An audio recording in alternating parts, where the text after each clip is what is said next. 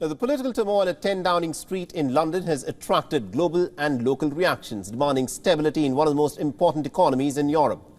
The French President Emmanuel Macron has said that it is important that Britain should find stability as soon as possible. Listen in to what he had to say.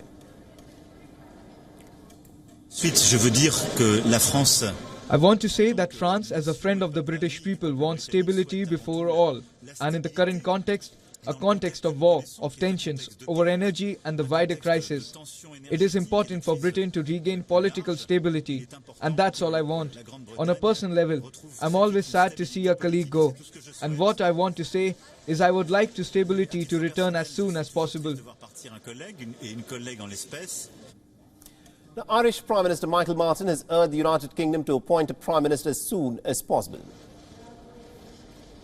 On a personal level, I sympathise with her. I think it's been a very difficult time for the British Prime Minister, given all that has happened and so on.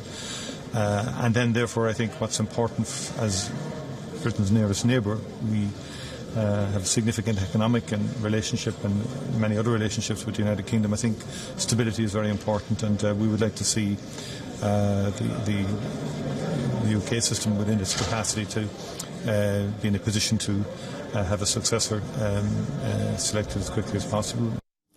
Now, the White House Chief of Staff said that the United States will, of course, continue its close relationship with Britain and the successor to British Prime Minister Liz Truss. Now, the American President Joe Biden also said that the United States and the United Kingdom are strong allies and also enduring friends, and that fact is not going to change irrespective of who is in charge at 10 Downing Street. Now, Russia also has reacted to Truss's resignation. A Russian Foreign Ministry spokesperson has said that Britain has never known such disgrace as a Prime Minister. Meanwhile, the opposition Labour leader has said that the Tory leadership is doing a huge damage to the British economy. And amidst this, the British public is, of course, suffering from the high cost of living, the high price of energy, and also the skyrocketing mortgage rates. And it's at this point of time, Keir Starmer insists that the Tory party has lost the mandate and therefore it is important to call for a general election. Well, what a mess. And this is not just a soap opera at the top of the Tory party. The risk at the moment is continuing with this chaos, not having a stable Labour government. So that's why there should be a general election. We can't just allow the Tory party to keep putting up the next candidate in the middle of this chaos. There is a choice. There's a Labour Party that's capable of, stabilising the economy, has a clear plan. Now, the whole leadership chaos within the Conservative Party is raising questions in the minds of Britons of why should they vote for a Tory government. Well, it's an absolute disgrace. It makes you wonder whether they should vote Conservative again. But I'm delighted to hear that she's finally gone. No, we need a general election because it's just a cycle of rubbish. And they replace rubbish with more rubbish. None of them are fit for the job. So, yeah, I think we need a general election. We can't just keep having different leaders who aren't, they're ruining the country at the end of the day. And our correspondent, Laura Mackin-Isherud, has been reporting on this story from London, and this is what she's had to say. It is massive. Of course, we've seen turbulence over the last few weeks within the Conservative Party since Liz Truss basically took office. She, of course, was elected by members of the Conservative Party. She pushed forward this plan for a low-tax economy when that was actually set out by her and her Chancellor, or former Chancellor, should I say, Kwasi Kwarteng. It seemed to affect the markets pretty negatively. We saw the value of the pound drop against the dollar. We saw the Bank of England having to step in to buy long-term government bonds in a bid to try to stabilise the market. And in the meantime, inflation has been soaring and mortgage rates have also been rising as well. So it's not been a great time economically. We've then seen a lot of people publicly questioning whether Liz Truss should be the Prime Minister at all, a lot of Conservative MPs. And in the last 24 hours, we saw the Home Secretary, Suella Braverman, stand down after it emerged that she had sent official emails from her personal email account, which is a breach of the Code of Conduct that ministers need to abide by.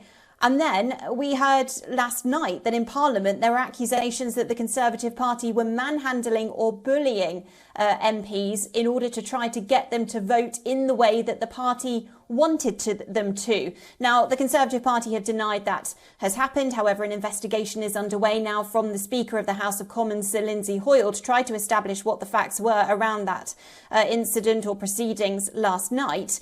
And then, despite Liz Truss's claims that she wanted to take the Conservatives into the next general election, that she was staying in number 10, seemingly something has shifted in the last few hours. We saw the chair of the 1922 committee, Sir Graham Brady, heading into Downing Street. He held a meeting with Liz Truss, and whatever was said between the pair of them has led to Liz Truss's decision now, most likely. So she stood outside Downing Street and basically said that that was it. She was standing down and that there would be a new leader elected within a week.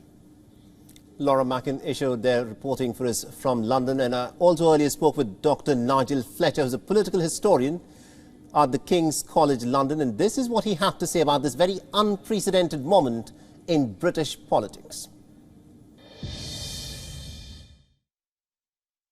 This is an absolutely extraordinary prospect that we are seeing and have seen over the past few years. It's almost as though the Conservative Party is sort of turning itself into a sort of reality TV show. It's the kind of discussion we're having now about Boris Johnson throwing his hat in the ring to come back as a kind of like end of season twist at the end of this. It is absolutely extraordinary the level to which this has become a kind of psychodrama in the Conservative Party, fueled by the sort of instability that we've seen in recent years. I don't think there is a precedent for that.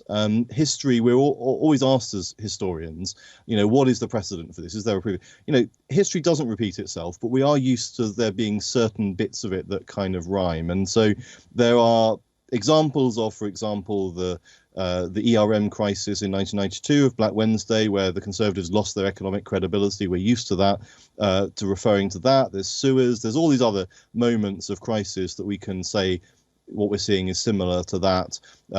Prime ministers who've lost their authority and been removed, Margaret Thatcher, others. There are all sorts of things, but all of them coming together in this small window of time in this quite hysterical way is absolutely unprecedented. And I think that, as I say, as historians, we're living through history all the time, but I can't think of a parallel, no.